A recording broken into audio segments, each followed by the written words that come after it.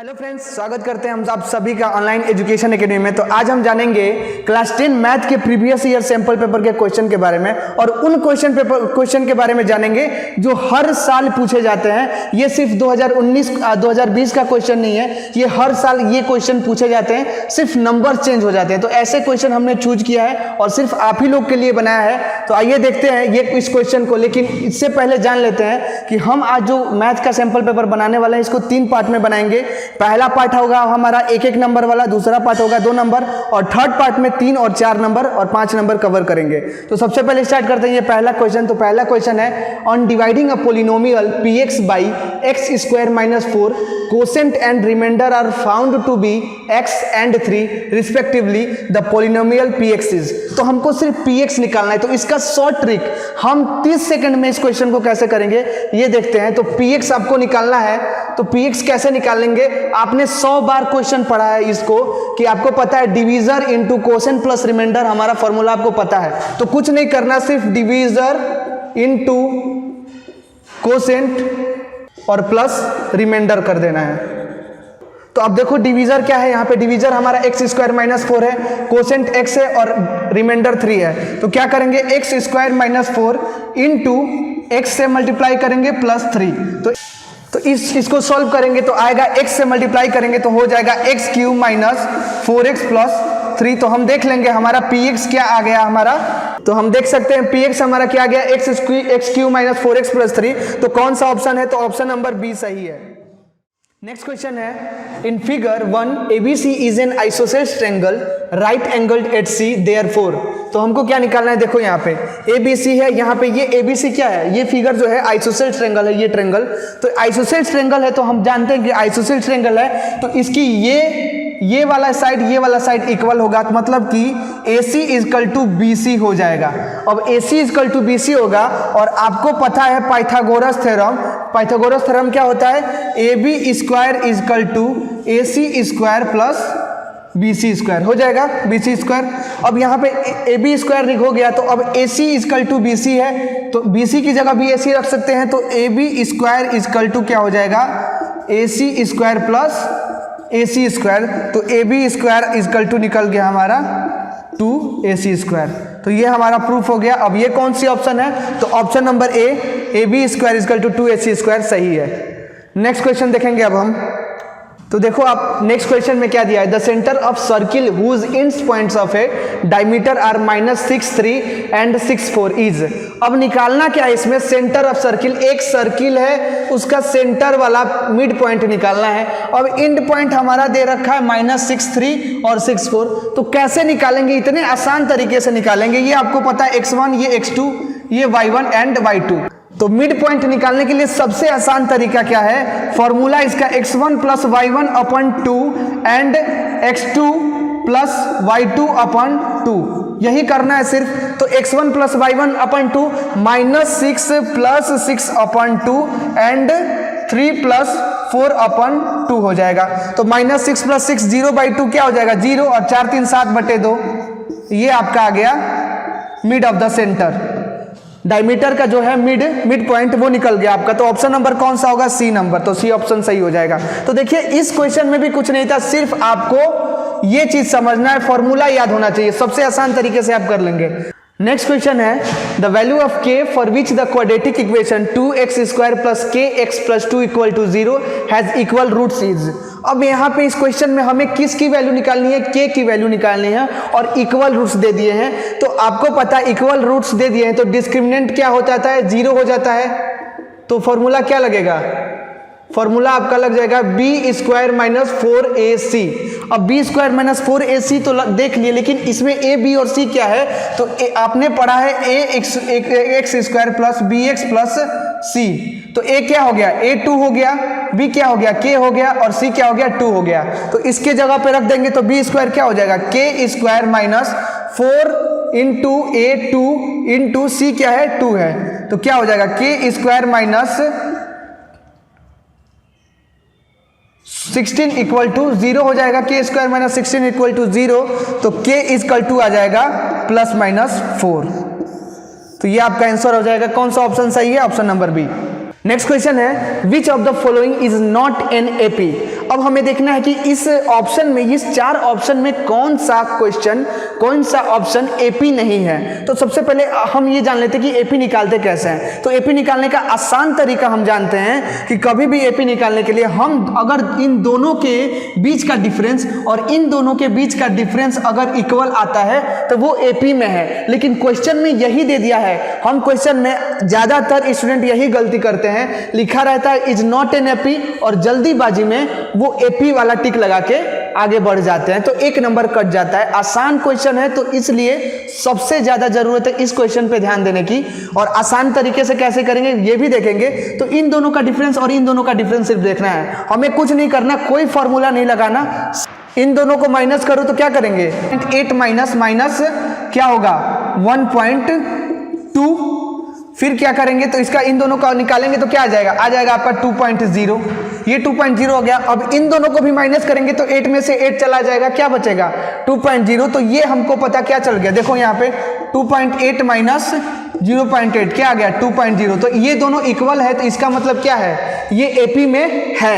अब दूसरा देखेंगे, ये एपी में है, देखना है कि कौन सा एपी में नहीं है, ये देखना है। तो इसको करेंगे तो 3 प्लस √2 माइनस 3 करेंगे तो बचेगा क्या √2।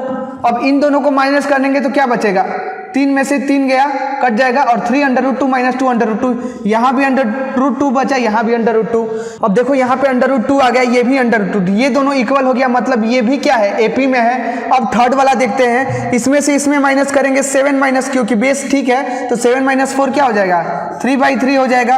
और इन दोनों को माइनस करेंगे 9/3 अपन माइनस 7/3, तो ये क्या आ जाएगा 2/3।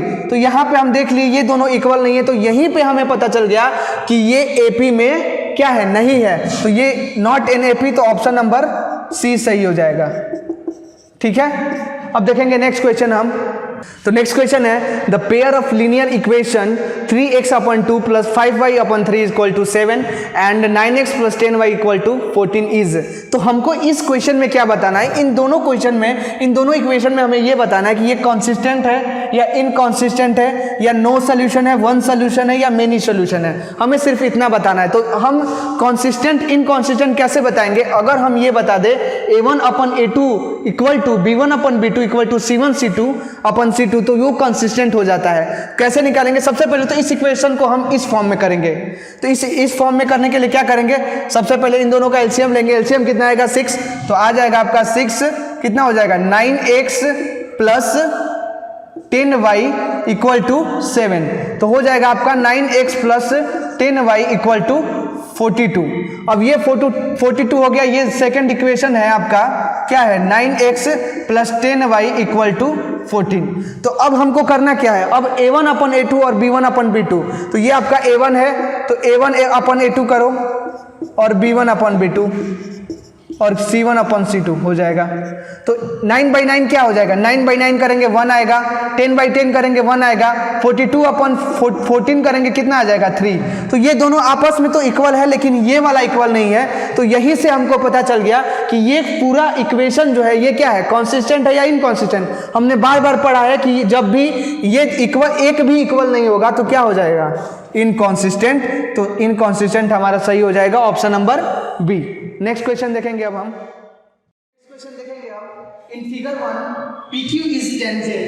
ये PQ है, PQ एक टेंजेंट है to the circle with centre 8O। ये सेंटर है आपका सर्किल का एट द पॉइंट B वाले पॉइंट पे ये सेंटर O है। एंगल AOB क्या है, AOB 100 डिग्री दिया है, हमें निकालना क्या है ABP। ये वाला एंगल निकालना है ABP, ये पूरा निकालना है, ये पूरा निकालना है। तो सबसे पहले हम क्या देखेंगे, ये कौन सा ट्रायंगल है, तो ये आइसोसेलेस ट्रायंगल है। आइसोसेलेस ट्रायंगल है तो आपका रेडियाई इक्वल होगा, तो OA इक्वल टू OB हो जाएगा पहले, तो ये हो जाएगा OA इक्वल टू OB। और ये आइसोसेलेस ट्रायंगल है तो आइसोसेलेस ट्रायंगल के सभी एंगल का सम क्या होगा 180 डिग्री। तो मान लो ये एंगल A x मान लो और एंगल B x मान लो, तो x प्लस 100 कर देंगे, तो x प्लस 100 करेंगे 180 डिग्री होगा 180 डिग्री, और 180 डिग्री तो 2x इक्वल टू क्या हो जाएगा 180 माइनस 100 आ जाएगा कितना 100 डिग्री 80 डिग्री, और x इक्वल टू क्या हो जाएगा 40 डिग्री। मतलब क्या निकला, एंगल A 40 डिग्री हो गया और एंगल B भी 40 डिग्री हो गया। और आपको पता है कि आइसोसेलेस ट्रायंगल के दोनों एंगल क्या होते हैं, सेम होते हैं। तो दोनों एंगल आपके 40 डिग्री के निकल गए। और ये वाला जो है ABP, हमको क्या निकालना है, एंगल ABP निकालना है। तो ये क्या है, ये आपका टेंजेंट पे ये मिड पॉइंट है, सेंटर मिड पॉइंट है B, तो B और इस पूरे का कितना होगा, ये आइसोसेलेस ट्रायंगल है तो ये कितना हो जाएगा 90 डिग्री। तो ABP पूरे 90 है और ये 40 है। ये क्या है, ये ABP में ये वाला एंगल 90 है और ये 40 है। तो ये निकालने के लिए हमें क्या करना पड़ेगा, 90 माइनस अगर 40 कर दें कितना आ जाएगा 50 डिग्री। तो 50 डिग्री हमारा आंसर निकल गया। कौन सा ऑप्शन होगा, एंगल ABP क्या हो जाएगा 50 degree, angle ABP option number A सही हो जाएगा। तो कितने आसानी तरीके से हमने कर लिया ये। अब देखेंगे हम नेक्स्ट क्वेश्चन को। नेक्स्ट क्वेश्चन है आपका, the radius of a sphere in centimetre में volume is 12 by pi centimetre cube is. हमें क्या निकालना है इस क्वेश्चन में, इस क्वेश्चन में निकालना है हमें रेडियस। आपको सबसे पहले जानना होगा वॉल्यूम ऑफ स्फीयर। फॉर्मूला क्या होता है वॉल्यूम ऑफ स्फीयर का, देख लो यहाँ पे, वॉल्यूम ऑफ स्फीयर होता है 4/3 पाई r क्यूब। ठीक है, अब वॉल्यूम ऑफ स्फीयर यहाँ पे 12 पाई दे दिया है तो कुछ नहीं करना, 12 पाई लिख दो यहाँ पे, 4/3 पाई r क्यूब।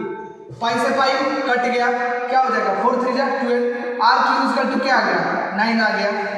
देखो r क्यूब इक्वल टू 9 हो गया तो कुछ नहीं करना, r क्यूब इक्वल टू हम क्या लिख सकते हैं, इसको भी 3 का स्क्वायर लिख सकते हैं।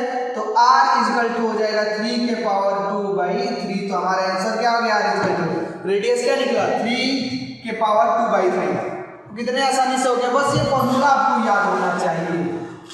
तो नेक्स्ट क्वेश्चन देखेंगे, the distance between the points m minus m and minus m n।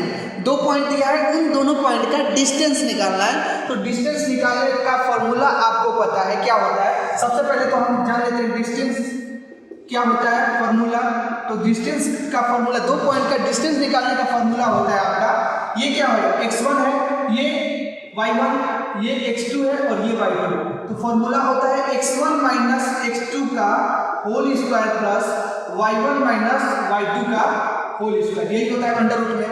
तो अब x1 की जगह रख दो आप m माइनस m का क्या होगा होल स्क्वायर अंडर रूट में, और प्लस हो जाएगा क्या माइनस n और माइनस m का होल स्क्वायर।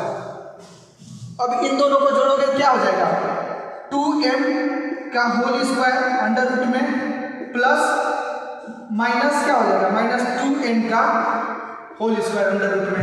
अब इन दोनों में 2 है तो 2 बाहर निकाल लेंगे, बाहर निकालेंगे तो क्या हो जाएगा 2 बाहर निकाल जाएगा और हो जाएगा आपका 2 अंडर रूट में m square plus n square. ये आपका आंसर हो जाएगा, आंसर हो जाएगा ऑप्शन नंबर C सही हो जाएगा। तो नेक्स्ट क्वेश्चन देखेंगे हम। क्वेश्चन है in figure 1 from an external point P, कोई एक्सटर्नल पॉइंट एक P है, टू टेंजेंट PQ और PR दो टेंजेंट लाइन है, and the drawn to a circle of radius 4 centimetre और 4 सेंटीमीटर ड्रा किया गया है एक रेडियस विद सेंटर O पे। इफ एंगल QPR, अब QPR 90 डिग्री दिया है, देन लेंथ ऑफ PQ। अब हमें क्या निकालना है, ये PQ निकालना है, और हम क्या पढ़े अभी, ये PQ क्या है टेंजेंट है। तो सबसे पहले आप इस फिगर को देखो, इस फिगर में क्या दिया है, अगर PQ टेंजेंट है तो टेंजेंट पे हमने ट्रायंगल की लॉ के हिसाब से एक नियम हमने ये पढ़ा है कि अगर कोई सर्किल पे टेंजेंट अगर कोई सर्किल पे पास कर रहा है तो वो टेंजेंट में रेडियस जो है वो कितने डिग्री का होगा 90 डिग्री। तो ये आपको 90 डिग्री तो दिख रहा है, लेकिन रियल में 90 डिग्री क्या है, ये है, क्यों, क्योंकि टेंजेंट यहाँ पे सर्किल पे पास हुआ है। तो आपका ये 90 डिग्री हो जाएगा, क्या हो जाएगा 90 डिग्री। अब 90 डिग्री हो गया, और इसको अगर हमको ये वाला टेंजेंट निकालना है PQ की लेंथ, अगर PQ का लेंथ निकालना है और इसको हम मिला दें तो ये एक ट्रायंगल हो जाएगा। तो आसानी से हम PQ का लेंथ निकाल पाएंगे। तो इसको हम क्या करेंगे, इसको इससे मिला देंगे। अब देखो ये 90 डिग्री था, अब इसको मिला दिया तो ये आधा हो गया, मतलब क्या हो गया, ये 45 डिग्री हो गया और ये भी 45 डिग्री हो गया। अब ये 45 डिग्री हो गया, अब ये 45 हो गया कि तो ट्रायंगल के लॉ के हिसाब से ये भी 45 डिग्री हो जाएगा, आइसोसेलेस ट्रायंगल।